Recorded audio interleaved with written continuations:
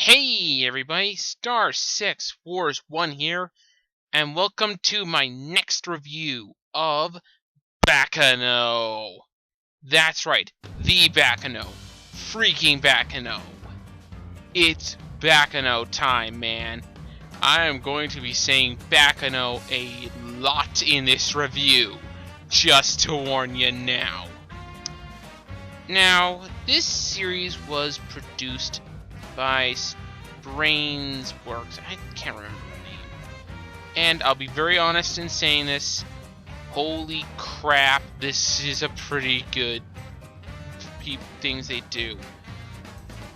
I'll be honest, they're not personally the best and not most well-known studio, but god did they do a good job here. Props to them for that. Baccano is based on a light novel series of the same name, but I have no idea how to describe it because I don't read light novels, and to be honest, I've never actually seen it. But from what I've heard, and this is the odd part, it's still an ongoing light novel series, despite the anime ending way back in 2007. So yeah, over 11 years after its original run through in February of 2003, it's still going on. Also, the current English people that are doing this are Funimation. Now with that out of the way, let's get into my main categories. First up, the story. Okay, the story is probably, in my opinion, one of the weaker points of Baccano. I'm not gonna say it's bad, not at all. The story is actually pretty good, albeit not very easy to understand on your first run through, as I learned the hard way. Also, I went into this anime blind, so I had no idea of how it was going to work, and that it switches from year to year, sometimes at complete random, and you're not always given warning. But you know what? I gotta say, this is one of the most uniquely told stories I've ever seen in anime yet. I have not seen another anime story told like this. The closest one is probably Cowboy Bebop, because Bebop has a very non-linear storyline as well, but Baccano is even better for this. The downside is, during your first watch through, you won't understand a thing of what's going on, but the good news is that it actually plays to the replay value of this series.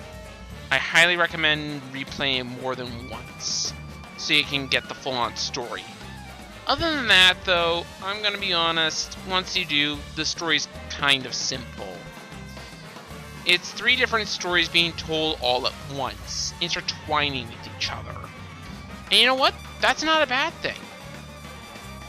It's simple, but effective. That's all I'm asking of the story. I'm gonna get to characters in a bit. We're just gonna skip to the animation for a moment. The animation is really, really good. Brain's base is really good for this animation, and actually, to be honest, this is for me the only real notable thing they've done. So yeah, there's that. Nothing more I can say about the animation. On to the music. Okay, the music is very complimentary of the show, but except for 2-3 big things of the music, it never really goes apart. And it's one of those, I'd listen to the music of it, but I would not necessarily like it or would listen to it on its own. That is, except for the opening Guns N' Roses Baccano no theme of the soundtrack, which, by the way, is freaking amazing and probably one of the best OSTs I've ever heard. And the ending deserves mention. Well, I think personally it falls under the kind of a jarring change of pace. What makes this ending special and is kind of weird is that it's done by Yuki Kajira, the same person who I have mentioned at least 3 or 4 times in my reviews and countdowns. I have no idea how she did it. I did not discover this until the second to last episode, when I was reading the end credits, because why not? And saw Yuki Kajira did the music, lyrics, and arrangement for the ending theme. That's awesome! And I had no idea she even did that. So kudos to Yuki Kajira. And the ending theme itself isn't bad, just kind of jarring compared to the rest of the show's utter insanity. Speaking of insanity, we get to the characters.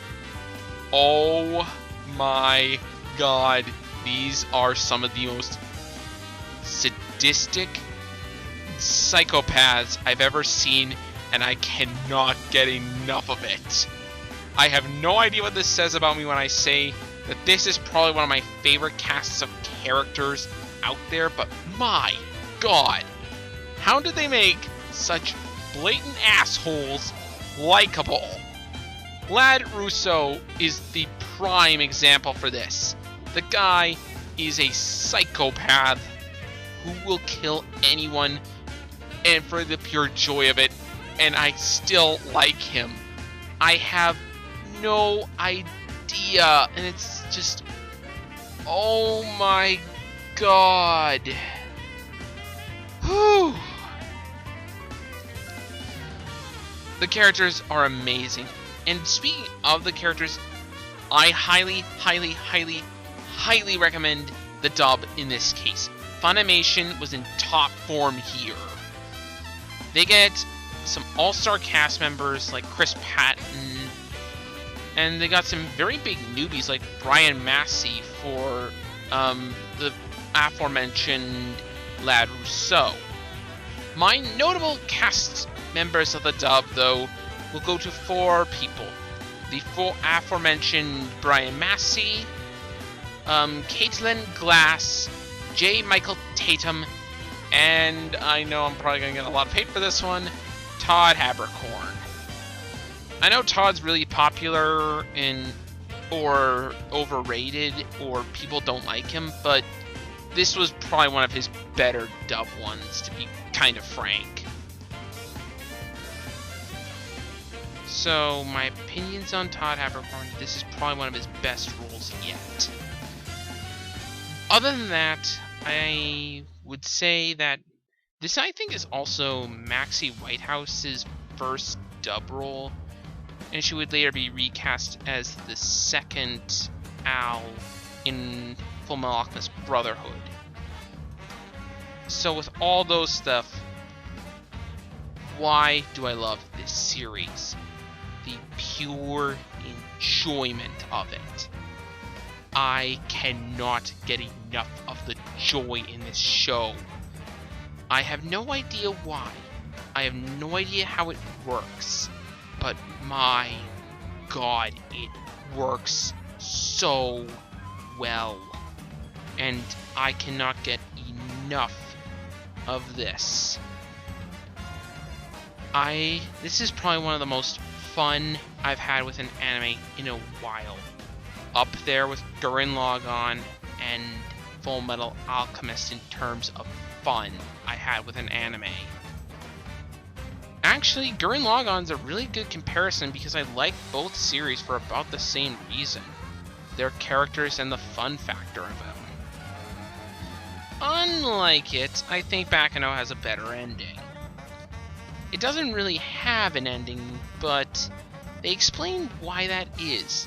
Because the story is ongoing, because it doesn't need to end, and you can think for yourself what happens. And you know what?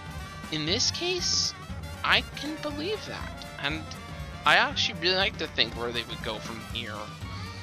And just imagine. So, kudos to them for actually giving me a no ending that I actually like. Really, the only things I don't like about the series are the first episode, which I think is very confusing on the first watch through. Last episode didn't quite have the same enjoyment of it. Why were the last 3 episodes only on the DVD? The episodes 14 to 16 are only DVDs. I'm still annoyed by that. And yeah, those are a few nitpicks. I could nitpick about the gory scenes, but you know what? It oddly kind of adds to the enjoyment factor. Overall, I have no idea why I enjoy Baccano as much as I do. But I do.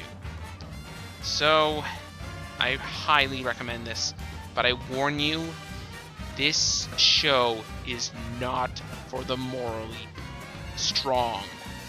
If you have strong morality and think that any bad person is just bad and can never be redeemed, do not watch this show, because every single character is morally wrong or psychotic or both in some form or another. And there's only like one exception, if that. So overall, it's really one of those series that you have to ignore the morality of the show and the gory factors.